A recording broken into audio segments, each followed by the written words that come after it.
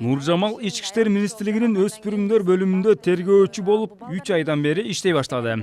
24 жаштагы бул кыз милиция болуу эңсөөсүнө жаңыдан гана жетип келатат. Кыргыз коомчулугунда кыздардын күч органдарында иштөө жат көрүнүш кабылданганы ага деле анча тоскоол болгон эмес. Болгону сүйгөн кесиби аркылуу эл жерине кызмат өтөө. Албетте мырзалар менен тең тайлаша иштөө да өзүнчө түйшүк. Күнү түнү дебей ар кандай кырдаалдарда жүрмөйм. Аял же эркегине карамай жок. Милдетти так аткаруу зарыл. Балдар менен иштегенде оорчулуктары чоң адамдарга караганда балдардын характери аябай оор болот эмеспи? Балдардын характери аларды жакшы сөз сүйлөш керек, урушпаш керек болуш керек, анан аларга аябай мээрим берүү талаптуу болот да. Жакшы сөз айтсаң эле баары эле жакшы мамиле кылып, бизге жакшы нерсе кылышат. Балдар менен иштеген жок, оор эмес. Соңку кездери күч структурасында айымдардын тартылышы байкалган. Бирок жетекчилик кызматтарда дагы деле болсо мырзалар басымдуулук кылууда. Ошол эле маалда милициянын тергөө бөлүмүндө аялдардын саны өсүп, кадимкидей иш оңолгону билинген. Буга айымдардын бардык нерсеге маани берип, жоопкерчиликтүү иш жүргүзгөнү түрткү берди дешет адистер. Баягы кесип жагынан мындай бөлүп же болбосо бир сын айткым келбейт. Мындай тактыгы менен кандайдыр бир деңгээлде, тазалыгы менен, мыйзамды сактагандыгы менен натыйжалуу болуп атат деп айтсам жаңылбайм да. Ал эми саясатта да аялдар аз.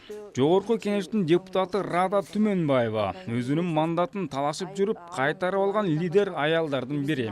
Ал өткөн парламенттик шайлоодо Республика Ата журт партиясы менен шайлоого барып, жыйынтыгында аз жерде мандатын алдырып жибере жаздаган. Чоң күрөштүн натыйжаларында мандатын сактап калган.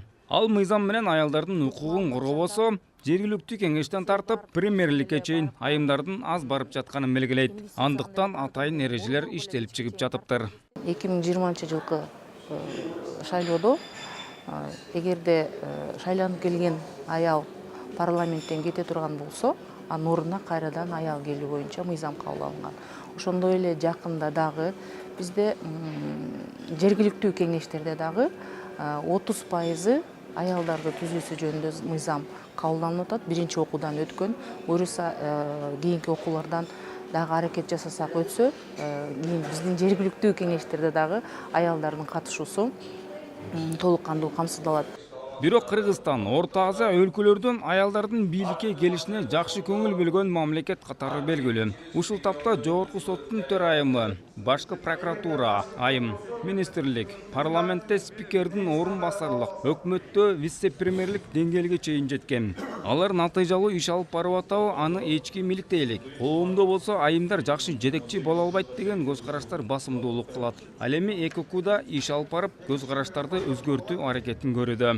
22 жыл мурун гендердик теңчилик боюнча резолюция БУ тарабынан кабыл алынган. Ага ылайык бардык аспектилерде аялдардын укуктары теңдиги сакталышы керек. Кыргызстанда бул эрежелерди аткарышы милдет. Биздин уюм Кыргызстанда аялдар менен иш алып барган бардык уюмдар менен иш алып барат. Кыргызстан гендердик теңдиктин сакталышына багыт алган өлкө. Европа менен Борбор Азия аялдарын салыштыра албайм. Анткени алардын менталитети, тарыхы эки башка. Кыргызстанда аялдарга жардам берүүдө менталитетине, кулк мүнөзүнө жараша иш кылабыз. Европадагыдай мамиле жасалбайт. Өзбекстан, Тажикстан аялдарына да аракеттерди көрүп жатабыз. Бир аз Кыргызстанда активдүү иштер бар. Бул иш-чарада да ушул маселелер камтылган.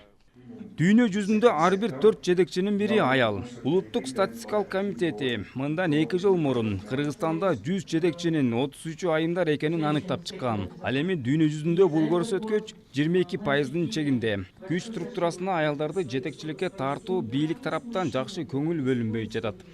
Улукбек Кутманбаев, Адилет Марсбеков, РТВ Медиа.